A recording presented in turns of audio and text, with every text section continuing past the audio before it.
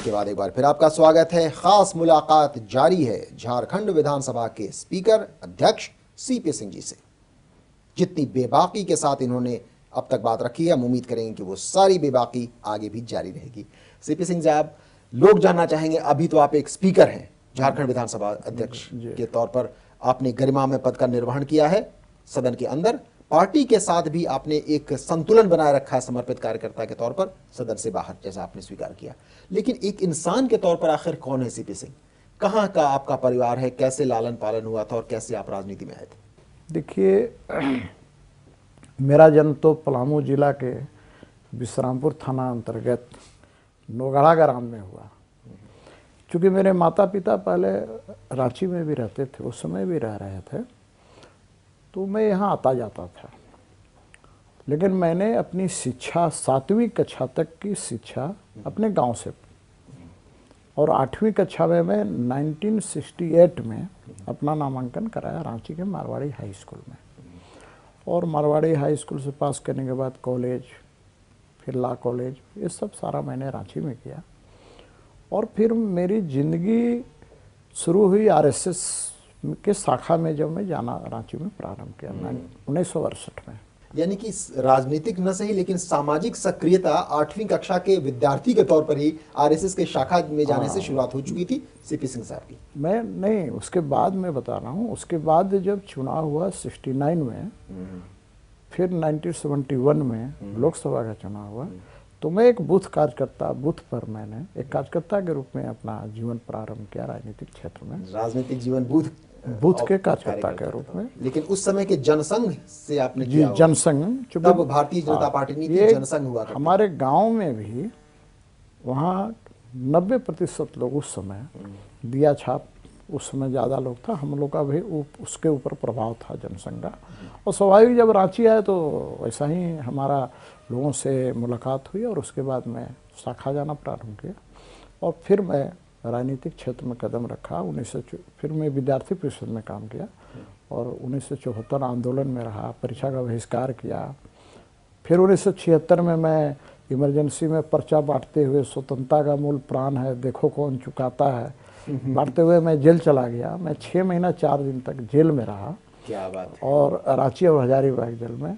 और उस समय मैं बीकॉम का परीक्षार्थी था, मुझे परीक्षा देने से वंचित रखा गया, मुझे परीक्षा नहीं देने गया। मैंने कहा कि मैं जेल से भी परीक्षा देना चाहता हूँ। जेल से परीक्षा देना चाहते हैं। हाँ। दर्शकों को बताते चले कि आज़ाद हिंदुस्तान की जो लड़ाई हुई थी 1947 के पहले की बात, उस समय गर्व की बात महसूस करते थे लोग, जेल जाना, ब्रिटिश साम्राज्य के खिलाफ आवाज़ उठाना। उसी प्रकार कही जाती है ये बात कि सन 74 से 77 के बीच की जो एक सक्रियता थी देश भर में, खास करके उत्तर भारत में जेपी आंदोलन के तौर पर जाना जाता था, जिसे उसमें भी जेल जाना और तत्कालीन इंदिरा गांधी की सरकार के खिलाफ आवाज उठाना भी गर्व की बात मानी करती थी। जिस सत्ता परिवर्तन ऐतिहासिक हुआ था 1970 में, उस आंदोलन की बात कर रहे हैं सीपी सिंह साहब। जी, तो मुझे नहीं मिला, तो मेरा 1 साल मेरा समय बर्बाद हो गया बीकॉम के विद्यार्थी के बीकॉम के विद्यार्थी। तो फिर मैं लगातार इसमें जुड़ा रहा, और आज आपके सामने हूँ। क्या बात है, आप हमारे सामने हैं ज़रूर। और एक और बात आपसे हम शेयर करना चाहेंगे कि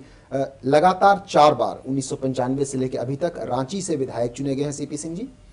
अभी स्पीकर है विधानसभा के, लेकिन ज़मीनी हकीकत से जुड़े होने का एक सबूत हमें खबर मिली है, आप इस पर और टिप्पणी डालेंगे कि आप स्पीकर बनने वाले थे या बन चुके थे। उस समय भी आपने कहा कि कुछ मुझे बंदूकधारी गार्ड्स नहीं चाहिए, ये सायरन बजने वाले वो भोंपू नहीं चाहिए।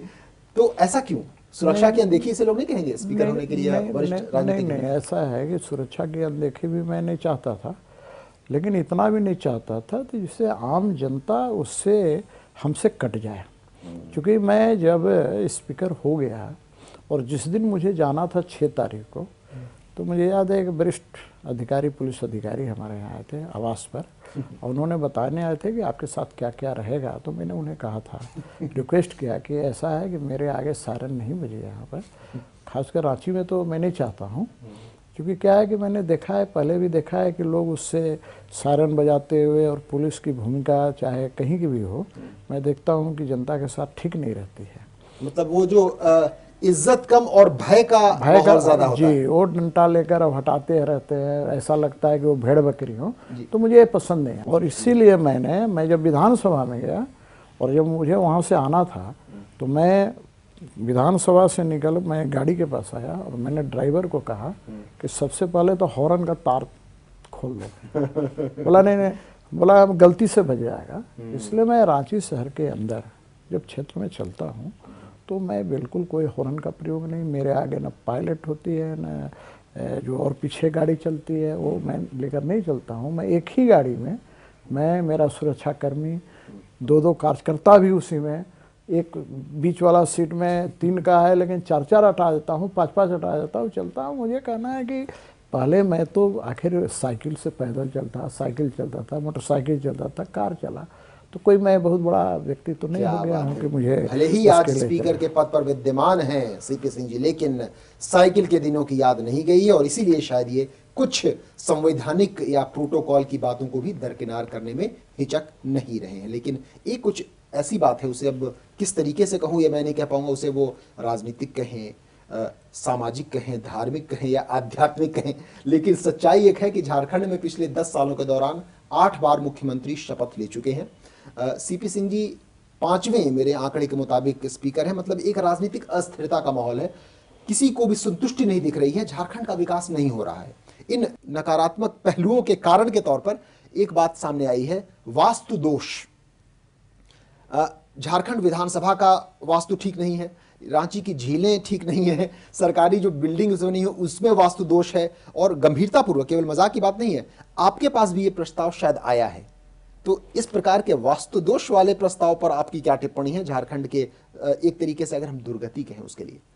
देखिए, मुझे तो पता नहीं, ऐसे तो मैं कोई नास्तिक नहीं हूँ, आस्तिक हूँ मैं, लेकिन बहुत बड़ा आस्तिक भी नहीं हूँ और ना बहुत बड़ा नास्तिक भी हूँ, मैं थोड़ा बीच बीचवा वाला हूँ।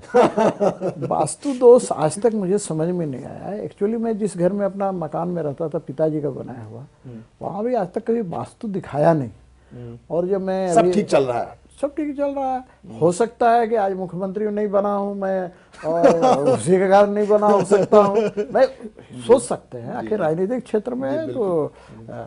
लेकिन मैं एक बात बता रहा हूं, मैं 10 साल से भी दूसरे आवास में रह रहा था, वहां भी जहां मैं रह रहा था वो वास्तु के हिसाब से बिल्कुल गलत था। जब मैं आया तो कुछ लोगों ने कहा कि यहाँ पर वास्तु दिखा लीजिए, तो मैं ऐसे कमरे में रहता हूँ जिसको कहता है कि ये वास्तु के हिसाब से ठीक है। लेकिन मैं ये कहना चाहता हूँ कि देखिए, ऐसा नहीं है, जिसको कारण कई गिनाए जा सकते हैं किसी चीज़ का भी, लेकिन ये बात ठीक सही है कि 10 साल झारखंड के बने हुए हैं, न जनता संतुष्ट है, न मैं संतुष्ट हूँ, न कोई विधायक संतुष्ट है, न मुख्यमंत्री संतुष्ट है, कोई संतुष्ट नहीं है। बहुत ही अहम मुद्दे पर हम आ चुके हैं सीपी सिंह साहब की न जनता संतुष्ट है, न विधायक संतुष्ट है, न मुख्यमंत्री संतुष्ट है, न विधानसभा के अध्यक्ष सीपी सिंह साहब संतुष्ट है। इस खास मुलाकात में चर्चा जारी है, लेकिन वक्त तो चला है एक छोटे से ब्रेक का। ब्रेक के जब हम बाद लौटेंगे तो आपको बताएंगे आखिर क्यों नीचे से ऊपर तक झारखंड में कोई भी संतुष्ट नहीं नजर आ रहा है। 10 साल हो गए हैं झारखंड के नए राज्य के गठन के बावजूद। इस अहम मुद्दे पर, चिंताजनक मुद्दे पर हम चर्चा जारी रखेंगे सीपी सिंह से आपके साथ इस छोटे से